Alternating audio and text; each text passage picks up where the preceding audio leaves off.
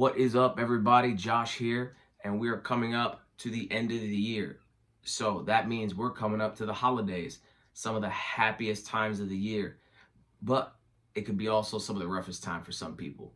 You know, whether that be you've got people who were with you in the beginning of the year that are no longer with us, or I know myself, I've gone through this a couple of times. You realize at the end of the year, all the things that you said at the beginning of the year that you wanted to accomplish, you didn't really get much of that done. So, but there's still hope. There's still hope. You know, you have to stack the odds in your favor. You have to prepare yourself now for the coming year. Don't wait till New Year's for your resolution. And honestly, I hate that New Year's resolution thing. New year, new me. Not really, because a lot of us say new year, new me, and we'll start, but very few even make it through the first 6 months. So if you look 2 videos back, I explain why a lot of your diets and your health and wellness goals are unsuccessful. If you follow my last video, you know, I shared a story of mine, how I was unsuccessful in my health, really being diagnosed pre-diabetic for 3 going on 4 years until, you know, someone told me to my face, like, hey man, you got this, but it's not a lost cause. You know, you can reverse this. You can get back to being, you know, a healthier you. So the purpose of this video really is to give you a couple of things to help you set yourself up for success. You know, some things that I implemented that helped me go from pre-diabetic to no longer in that category. But I always have to remember I can always go back into that category. So I just need to be able to set myself up for success and keep it that way. So one of the first things I did was baby steps. You know, you have to do baby steps. Like I said, if you see 2 videos ago about why your diets fail, it's because a lot of us just jump in and don't even know if we can swim. You got to test the waters. You got to see what works. You know, so many people become discouraged when they try something and right off the bat, it's not what they thought. And they're so discouraged that they don't want to continue trying, or they don't even give it really a chance. You know, they don't get that instant gratification right from the jump. And then they become, you know, let down. They become depressed. Like, this isn't for me. I'm wasting my time. Who am I kidding?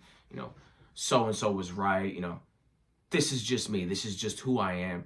And they enter that negative thought process, and you know, when you think negatively, your mind just shuts down and accepts it.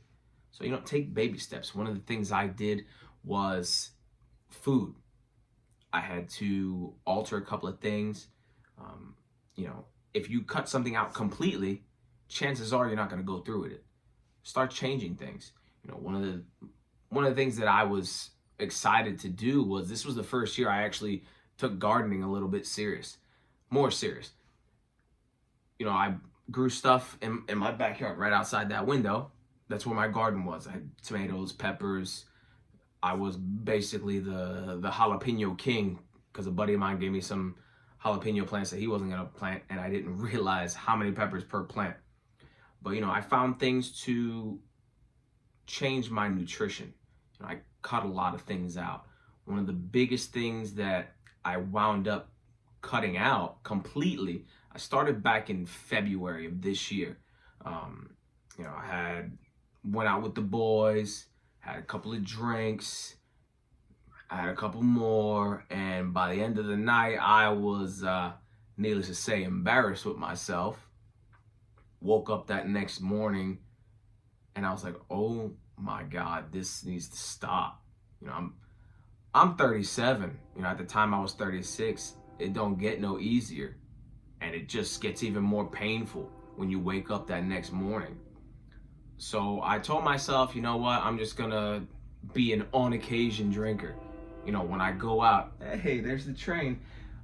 When I go out to a nice restaurant is when I'll have something to drink. When I'll just have one. You know, I stayed true to my word. You know, I never went back to February 26th was my ouch day. But, you know, as time progressed, I said, why am I even doing this? You know, if I can go 2 months without drinking, and then just because I'm at a nice restaurant, I need to have a drink because I'm having a steak and a good dinner, I don't need it. So a couple of months ago, I decided to cut it out completely, and I haven't looked back. For some, that's hard. That stuff runs in my family. I knew that. For a while, I was dealing with it, and I just decided to cut it out completely. A lot of stuff I also cut out was a high amount of highly processed foods.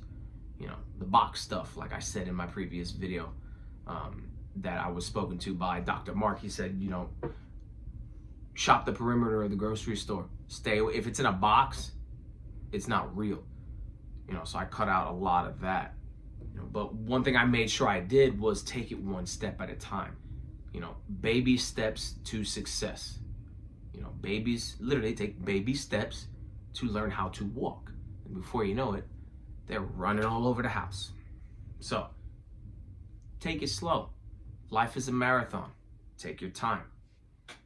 Another thing I did was I began to educate myself. Instead of using the internet to scroll through social media for nonsense, I started looking at things pertaining to health, pertaining to wellness, pertaining to finance, things that interest me, things that I wanted to improve on myself.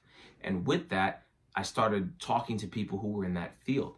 So not only was I educating myself, but I was finding those people who were where I wanted to be. And I asked questions and I got answers, which made me think further, and the process continued to repeat itself. Ask a question, get an answer, think about the answer, and think, oh, well, what else? Why this? Why that?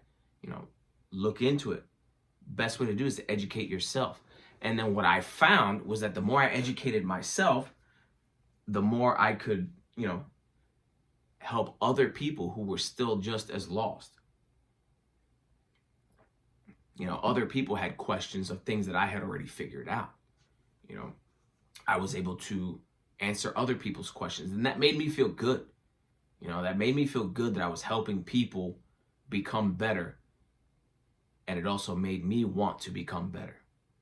Does it make sense? Number 3, change your surroundings. For a lot of us, that means change those around you. Not literally try to change them, but change the type of company you keep around you. You're only as good as the company you keep. And everybody's like, oh, well, don't judge me. Well, who do you keep around you? Based on the people who are around you, I can tell you more about yourself. Tell me who you keep and I'll tell you who you are, as Wes Watson would say. But a lot of that was harder for me because I had a circle of what I thought were close-knit people. So when I started to take these things out of my life, they started to distance themselves. And it bothered me, But then I realized, I had my goals, had my priorities, and they were taking themselves out of the picture. So we weren't on the same wavelength. We weren't seeing eye to eye. And, one of the biggest things that led them to kind of get out was the choice of me no longer wanting to drink. And they keep doing their thing, and that's fine. I still communicate with a couple of them. We still keep in contact. One of my closest friends now was someone who I hung out with during those times, but he respected what I was trying to do. And he never distanced himself simply because of me wanting to change and better myself. He encouraged me for it, and little by little, we understood each other. So you're going to lose friends or who you thought were friends, but you're going to gain so much more. You're going to gain knowledge. You're going to gain, examples, both being an example and looking at people who are the example of what you want to be. Again, change your surroundings and it'll make a world of difference. Number 4, I set goals, short term, medium, long term. If you want to break it down numerically, 1-year goal, 5-year goal, 10 to 15-year goal. You don't want to get too far, 30, 40-year goal. That our brain can't really think that far ahead when it comes to our personal goals. Like, yeah, you know, retirement's out there. Yes, cool. That's a goal out there. But in order for you to become successful in retirement, you have to think up into that point. So, 1 year, 5 year, 10 year, or 15. I wouldn't go past 15. Those are long-term goals that take a while to get there through planning. But, set something small for the year, whether that be, lose X amount of pounds, which isn't necessarily a good thing because you start to obsess over that negatively. Maybe set something of, you want to run a 5K, or you want to, run a half marathon. You want to drop a few dress sizes, you want to get that hot girl summer body ready for you and your homegirls to go to the Bahamas or whatever.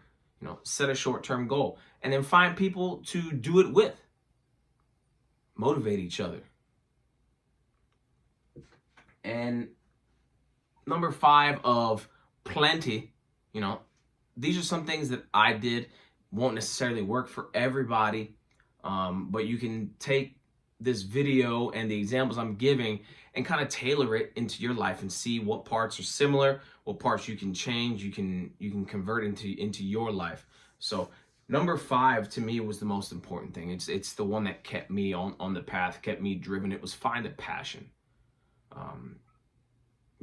I was, as I stated in my last 2 videos, I was in the military. I was always in shape. So I thought exterior, I was in shape. Yes. Interior, not so much. There's a running joke about the Marines that we are the unhealthiest healthy people you will ever see. We could go out the night before, get completely obliterated, and wake up and run 6 miles the next day, and then survive that whole day off of caffeine, nicotine, and potato chips. So I didn't really know anything else. I was in there for 10 years. But, I found a passion once I started to see change. Once I started to see change, I took it really serious. And one of the biggest things that hit me here was last year, my son, my children live out of state, but my son was here for 6 weeks. One of the things I saw was that he showed an interest in the garden. He showed an interest, we took him to the gym. He showed an interest in fitness, wanting to do what I do. And that's when I was like, damn, he wants to do what I do. So I have to make sure that what I do is I do right by him. And that became my passion, do right by my son, do right by my daughter, but also the passion of helping them develop, helping them break their insecurities, and then helping others develop and helping others break through their insecurities, or, give knowledge on them and help them achieve their goals. That was my biggest thing. Again, that was my passion. Your passion may be, you want to become fitter so you can, stand up paddleboard, so you can, trail run, so you can hike, you can camp, you can look good in that dress. You can pick up your grandkids, you can pick up that grandbaby and lift them up so you can put the star on top of the Christmas tree. What is your passion? Passion can be anything, but find it and take the baby steps to help you get to that passion. You can educate yourself on the things necessary to improve yourself to get successful in that passion. You can change the people you keep around you who have similar mindsets, who are passionate about the same things, who will push you to be better. Your goals. Again, your goals is what's going to help you develop more for that passion. You have a passion, like I said, for paddleboarding, but you've never done it before. I've never, stand up paddleboarded a day in my life. But, maybe 1 year goal. I want to, take lessons. 5-year goal. I want to, do paddleboarding in California, whatever. Whatever it is, find out what makes you tick, what makes you happy, and do it. So thank you for watching this video. Hope you guys got a lot out of it. Again, hit me up in the comments. Let me know what you think. A couple other topics. And just, it's time for us to take back control of us. Way too long have we let other people control us, tell us what to do, what not to do, what we can do, what we can't do, what we should eat, what we shouldn't eat. Deep down, we know what we should be doing. And if you don't know, ask. Ask questions. Ask those people who you trust and educate yourself. Thanks a lot, guys. See you next time.